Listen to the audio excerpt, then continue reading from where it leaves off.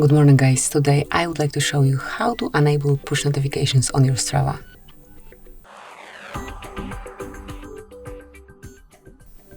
So once you want to be notified about Kuros or any other stuff from Strava, just open your app, tap on settings icon, now find and select push notifications, and here you can smoothly customize it.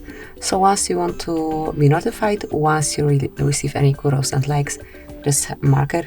Then it's the same with comments, comments on others activities, like smoothly mark those info that you wish to receive notification for. So that's it. That's how you can manage push notifications on your Strava. Thank you for watching. Please subscribe our channel and leave the thumbs up.